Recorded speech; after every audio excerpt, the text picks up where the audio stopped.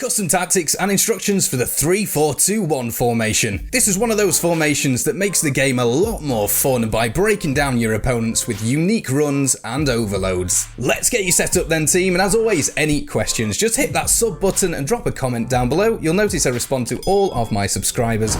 Alternatively, jump into the free Discord or any of the live streams over on Twitch. If it's good enough for the king, it's good enough for the rest of us. Let's get set up then. As always, hit the L2 button, go to custom tactics, and then hit L2 again and put it in one of these places so we can quickly change to it once the game kicks off. Now, fair warning, this is a 3 at the back formation, so it may not be suitable for everyone, but if you're used to being able to play with these, or if you want to play a lot more attacking, this formation is so fun to use.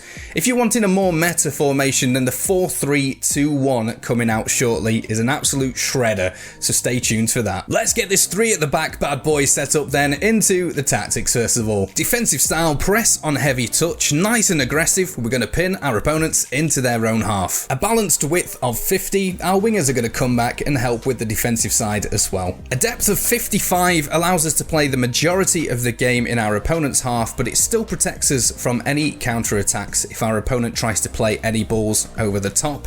If you're on the new gen, you can actually pump that up even further if you wanted to because of that natural drop back that's programmed into the game, but I find 55 to be quite a balanced depth. Build-up play long ball encourages our players to get forward quickly. Chance creation direct passing gets them to run in behind. This is going to couple really well with the player instructions. Attacking width of 45 just tucks our front 3 in a little bit and allows us to do some really interesting overloads in the player instructions. There's still going to be plenty of width due to the extra 2 wingers on either side of the pitch. Players in the box, we want to be quite aggressive on 7. This doesn't mean that we're going to be crossing it at all. It just encourages our players to get forward and outnumber our opponents in the box. Corners and free kicks finally are entirely up to you, my good friends. I have mine on 1 and 2. Those are the tactics. The instructions are where it gets interesting.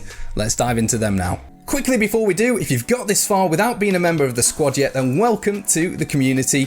This channel is full of free FIFA tips and tactics to take your game to the next level, so it doesn't hurt to hit that sub button and ring the bell to get all the latest tips as and when they drop. So then, these instructions are a little bit different to any other formation, so it's going to be a lot to take in. I'll go through it one player at a time, and then if you've got any questions, of course, just hit them in the comments below.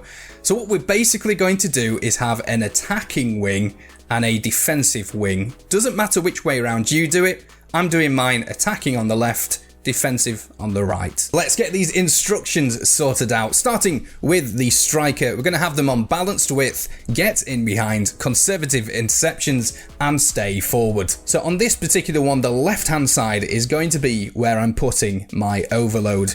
So that left winger wants to be on stay central, false 9, normal interceptions, and stay forward. So what happens with this winger is they will drop back and show for the ball, meaning the opponent's left back and centre back possibly will pull out to try and press that particular player.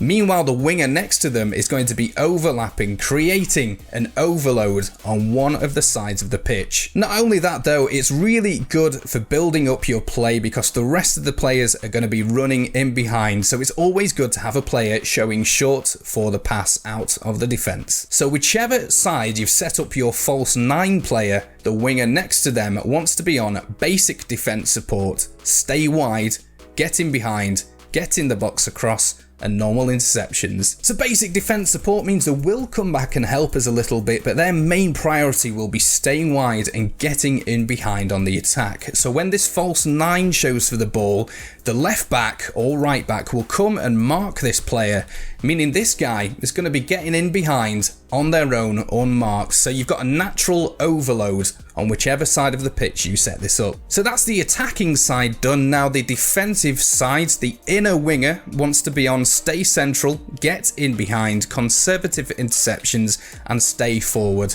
They're basically going to act as a second striker along with our central one, running in behind. So the outer wide player on this side, usually it's good to have a fullback there if you normally play as a back 4, but if not, just whoever is going to be good getting box to box. They're going to be on comeback on defense, stay wide, balanced support, get into the box for cross, and normal interceptions. So this player will still move forward and they're still going to go out wide, creating an overlap on the other wing as well, but their main priority is going to be coming back and acting as the fourth defender to help that back three out in defence. So then the central players, you want one of them on stay back while attacking, balanced crossing runs, normal interceptions, stick to position, and cover centre. This is normally best putting on the defensive side because naturally that other winger is already going to be defending, so they don't need to go out wide and help. That's why we're going to have them on cover centre. They're going to act as our main central defensive player in the midfield. The other player wants to be on balanced attack, stay at the edge for cross to stop them going too far forward,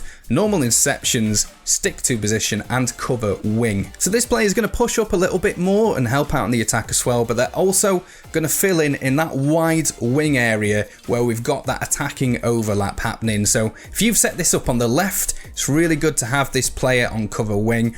Or if you've set it up on the right, then obviously just reverse the roles of those two. The back three all want to be on the same default instructions: stay back while attacking, normal interceptions, and stick to position. The goalkeeper is up to you, my good friends. I like to have mine quite aggressive, comes to crosses, and sweeper keeper. So I know that's a lot to take in, so let's quickly recap.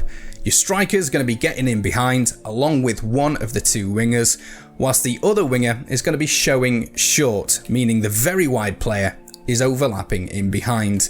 The other wide player is going to be our fourth defender, with a central defensive midfielder and a bit of a box-to-box midfielder next to them. Of course, you need to be able to defend really well to play three at the back, but this is a super attacking, really fun formation if you know how to use it. So let's get into some demonstrations and show you just how effective this can be. Overloading in the wide areas can really help pull apart your opponent's defences, allowing other players to get in behind for easy shots on goal. Having large amount of players committed forward coupled with press after heavy touch means you can pen your opponent into their own half and have plenty of attacking opportunities. See ya! On the defensive side, this formation defends as a back four with those two midfielders in front like any other formation, making it still difficult to break down. The beauty is when we do win the ball back, we've got enough players forwards to change that directly into an attack on the opponent's goal.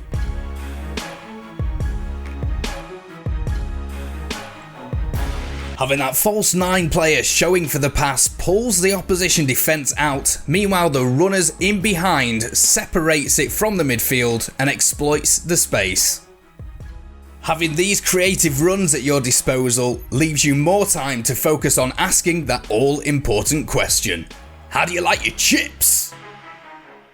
See ya. It might be nearly team of the season, but this formation's that good, even the King of Ghana is still firing. A chempong. How do you like your chips? A chempong. Can I interest any of you fine sirs in an Achempong hat-trick? A chempong. Thanks for watching, team. Do me a quick favour, give it a thumbs up, it really helps the video out, and let me know in the comments how you found the formation. Wherever you are in the world, have a great day. I'll see you in the next one.